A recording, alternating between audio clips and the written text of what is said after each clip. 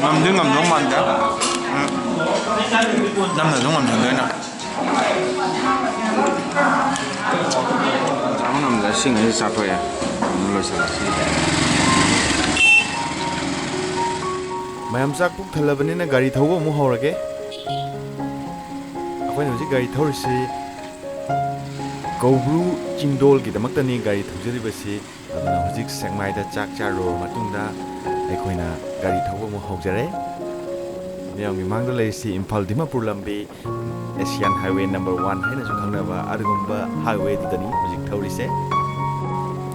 sengmai gi hotel du charak pasi utti thongba lafui ronba aduga nga thongbadadi ngahai ama chare aduga paphor aduga kobi khara dige achar morok metpa nga marum aduga ising amaga chare yam charakte pikthana chathore aduga hoji thorisi lami thorisi adubu maraksida ai petrol amtang hangi ge petrol hanba petrol pump yoraga petrol hangi ge no wakan khale aduna petrol hanbagi matang adu yore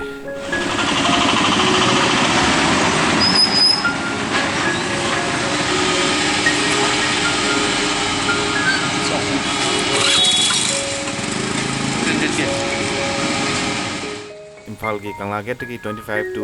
26 kilometer gumba chalak leiba modbung dani na aina lupa zohum ka ki petrol hala khata na mijeng tabisi Koubru samgam do lal he adu dona asida khoi ki Manipur police sifai ahum mari leoba adu damu hangena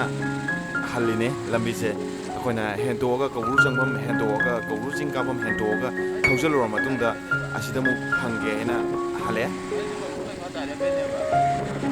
When a Kalubana go Rulekadagi, Targa dry and a canva was Sima Punstik and I have the gig.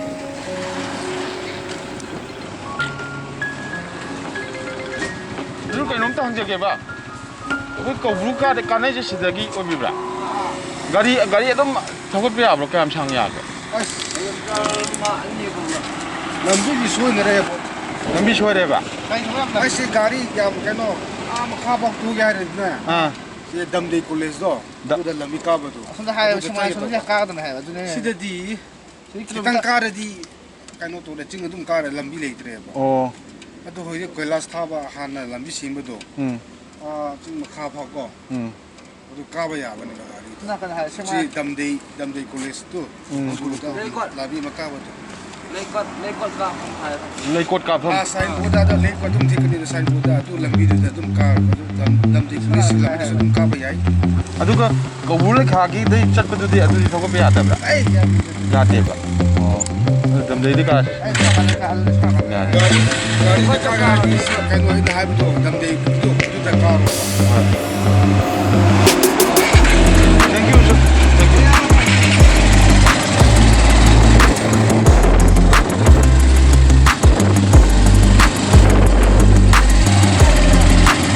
Jume dam dei kole Sister, loikot kabe sida chatro. Loikot haye. Loikot hai na. Oh boy. Som da chat lidi phaga do. Asik sida mai ai bo. Sida da chat laga laga. Oh. Sida chalak mai phau do ba. Thank you.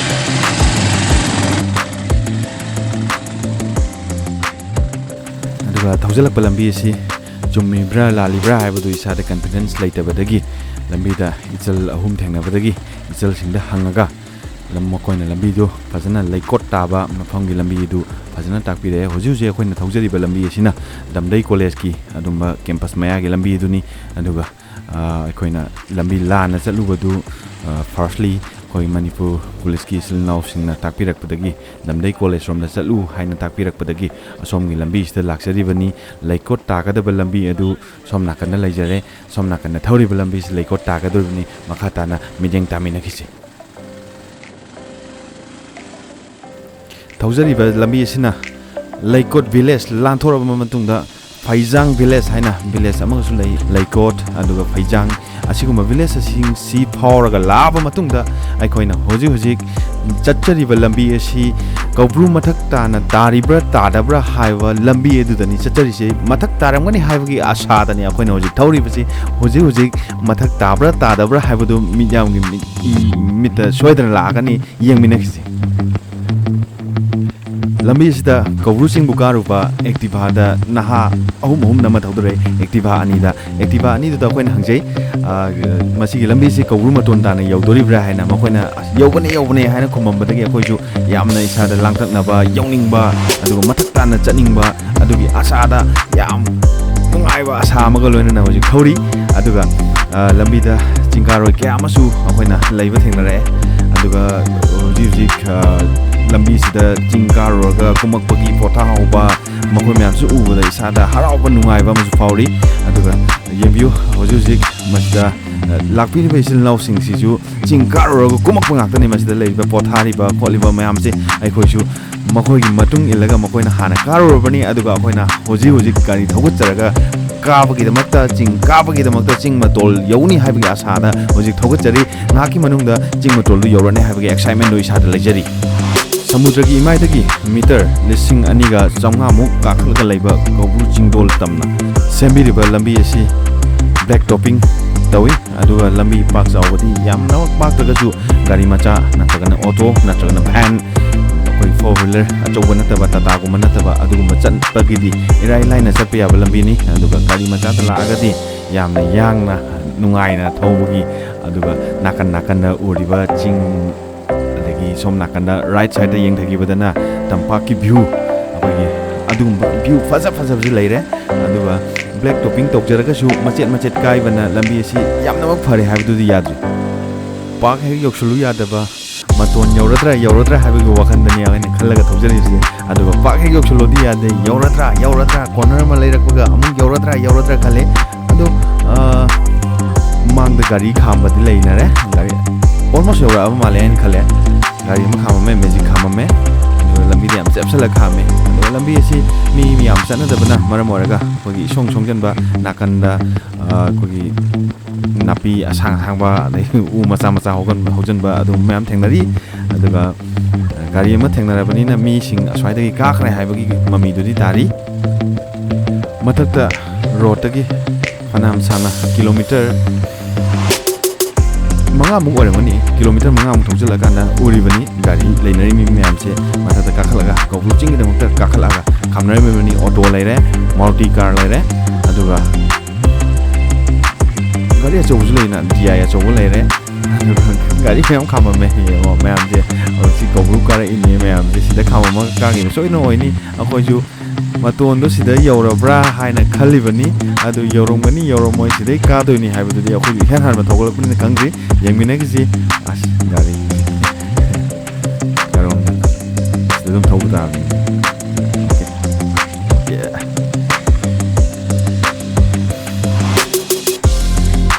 aduki matik leirame hai lagi okay male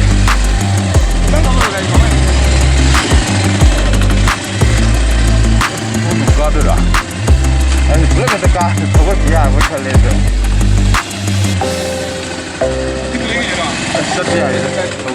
mafam ase gari thama matungda pung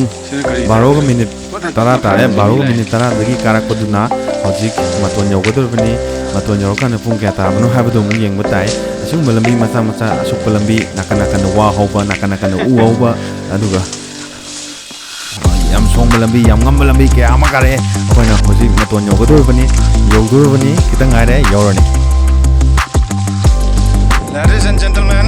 boys and girls, akoina hojik yokjare exploring Manipur YouTube team na yokjare Koubru range ki Koubru hill ki Koubru mountain ki khwaidagi wangba sarak adu miyam gi mangda aina pujarak le aduna sami mi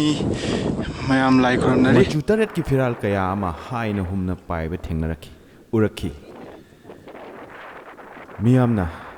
mathang manau naina ishorbu khuramnaba ishorbu thoni jaba ishorbu thamoida latjabagi thauram kaya ama mitmangda urakhi maningda salai-jina pukhi Koubru gi mathata laiba pukri adugi pukri duni aduga sira ching ama kakhalaga ching macha ama kakhalaga Koubru gi लाइफम दो लेरे मणिपुर की ख्वाइदगी वांगबा चिंग सिंगी मरकता अमा ओइरिबा mount एशो लेरे अदुगा कोब्रू सुजु याम वांगबा range नि हुजिक मफम सिदे याम इंबाबु हुजिक आई jacket लिलिबनी अदुगा नुंसाजु सारिबनी अदुगा अखोगी इंबै चांगदि लोरे खुचे पाइबा काने याम इंगे अदुगा सिगी आइगी मनिंगदा लेसिना मयामना कोब्रू की चिंगदा कारगा लाइ खोरमना मफम चिंग अवांगबदा कारगा लाइ खोरमना मेतैगी ओइबा यामना रुबा लाइफम अदुगा मेतैगी इपा इपुसिंगना हौरई हाइबा मफमदु मथक्ता आइगी मनिंगदा लेरे अदुगा अखोगी मयामना लागा कोब्रूगी चिंगदा लागा कैंपिंग तौरगा मयामना अहिंग लेंगना जगह आइगी हुजिक मनिंगदा लेरे मैखुखगा कारिबा अदुगा कैंपिंग साइड लेरे अदुगा सोमदा लेरे याम अंगम मफम अदुगा तंबाकी जगह दो सिदगी उरे कई जगह नो अदुदी आजु इहान हान लाक्सबनिना मफम जे एन सिंफा फादबनिना खंगरे सोमना खना सुम येंगिब कांदना रेंज कांगता ngaire अखोगी चिंगी मरोन लेगरे अदुगा यामना थमो सोकपा मना होरेन आई कैमरा सिना आइगी वीडियो से उच्चरके अखोइना लंबी द कारप कांदा असि कैंपिंग साइड सी उट्रिकांदा लमांग अपाकपा म लै अदुगी अपाकपसिदा मोस्टली अखोगी लामैगुम थाबगी ममी याम चाउना अखोगी लामै चाखिबगी मफम असिमक्सु लामै चाखिबगी ममी तारी अदु इसंग संगना अखोगी याम तरुना लेगदबसि लामै चाखिबना मरम ओरगा लामै अखोई मै चाखिबना मरम ओरगा मैगी अखोगी उना सिंग चाखिबगी अमुबुदुना येंगबदा फजहंदबा मसक अमदि अदुम ओहली मनिंगदा लेरिबसिसु मै चाखिबदुना मरम ओरगा अखोगी कोब्रू चिंग असि याम मुसी अमा अखोगी अमुबा मचुगी चिंग अमा ओहनबिरी यामना नुंगाइते येंगबा कांदा असि कई हाइदोनो खंगद्रे सिदैदि ओके हाइनु सिंग नमजगे तो याम ngamba jaga am lei sona kanda haigi right side ta yam ngamba jaga ne siji miyamna chumna ngamna yengthabiu ai uchara ke tawa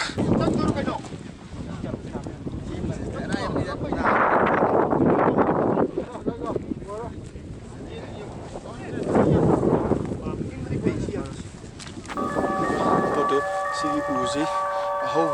ahobo uzi yembiu sigi Maitan all over ni,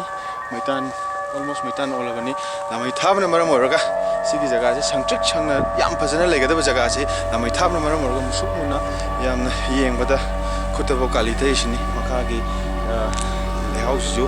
lamai thagi bagi amuba photo ona lere aduga hauriba upambi sigi upambi